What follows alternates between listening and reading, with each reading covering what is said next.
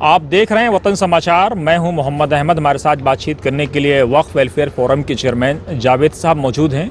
आप लखनऊ से आते हैं, दिल्ली में काफ़ी संघर्ष कर रहे हैं, वक्फ को लेकर के लगातार लोगों को जागरूक करने की कोशिश कर रहे हैं। जावेद साहब, इस वक्त जो है एक्चुअल पोजीशन क्या है वक्फ को लेकर के? जो मुस्लिम पर्सनल लॉ बोर्ड ने जो प्रोटेस्ट रोड मैप तैयार किया था, उसकी एक्चुअल पोजीशन क्या है? एक तरफ कोर्ट में मामला सब जुडिस है और दूसरी तरफ मुस्लिम पर्सनल लॉ बोर्ड का ये पूरा प्लान कि हम रोड मैप तैयार करेंगे, प्रोटेस्ट करेंगे, पीसफुल प्रोटेस्ट करेंगे, सरकार को अवेयर करने की कोशिश करेंगे। जी, बहुत बहुत शुक्रिया। और ये जो मौजू है काफ़ी संजीदा मोड़ पर है। जैसा कि आपको मालूम है कि पार्लियामेंट से ये बिल पास होने के बाद अब ये कानून में तब्दील हो गया है। 8 अप्रैल 2025 को गवर्नमेंट ने इसको गजट नोटिस कर दिया। ये जमहूरी जो तकाज़ा है, जो वफ़्क़ से जो लोग उसके कानून से जो लोग मुतासिर हैं, ख़ास तौर से मुस्लिम कम्युनिटी मुतासिर है, देश के जो वो लोग भी मुतासिर हैं जिनको संविधान से मोहब्बत है, देश के अवाम से मोहब्बत है।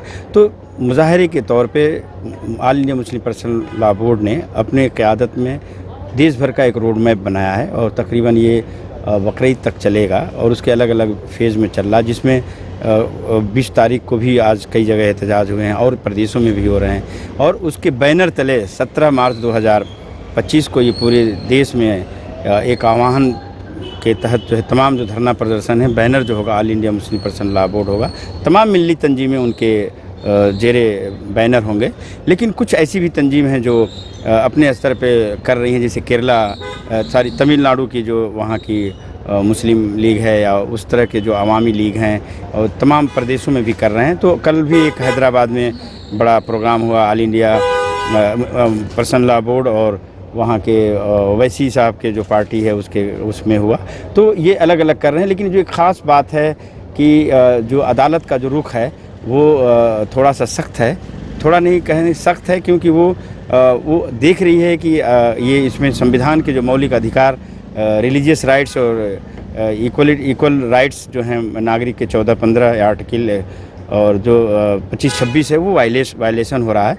तो इस पे कोर्ट काफ़ी गंभीर है और उसने 5 मई को सुनने की एक तारीख तय हुई है और उसी दिन इंटरिम ऑर्डर भी कोर्ट देगी। लेकिन एक तरफ उपराष्ट्रपति का बयान आया तमिलनाडु के संदर्भ में, आर्टिकल 142 का न्यूक्लियर वेपन की तरह इस्तेमाल हो रहा है। दूसरी तरफ बीजेपी के सांसद निशिकांत दुबे का बयान आया, सुप्रीम कोर्ट पर उन्होंने निशाना साधा। और उसके बाद बयान आता है भारतीय जनता पार्टी के राष्ट्रीय अध्यक्ष जेपी नड्डा साहब का। वो कम से कम अपने सांसद के बयान से किनारा करते हैं और कहते हैं कि पार्टी की ये लाइन नहीं है, पार्टी हमेशा से सुप्रीम कोर्ट का सम्मान करती आई है और आगे भी करती रहेगी। ये बहुत दिलचस्प है कि एक सुप्रीम अथॉरिटी जहाँ पे मुल्क के में जो एक संविधान ने एक सबसे ऊपर रखा कि जो संविधान के दिए हुए एम्बिट जो 26 एम्बिट हैं उसमें ये सुप्रीम कोर्ट का ये उसका हक हासिल है कि वो कानून जो भी पार्लियामेंट में बनाया जाता है वो उसकी स्क्रीनिंग करती है, स्क्रूटनाइज करती है, उस पर नेसेसरी डायरेक्शन और गाइडेंस देती है। तो उसको हक हासिल है। इसी तरह पार्लियामेंट को हक हासिल है कि वो कानून बनाएगा।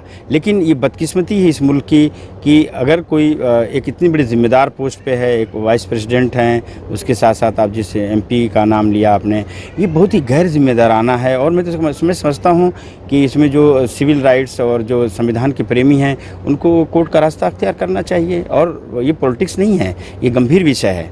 और अगर बीजेपी के अध्यक्ष इस बात से किनारा कसते हैं तो इसका मतलब संजीदा मामला है ये।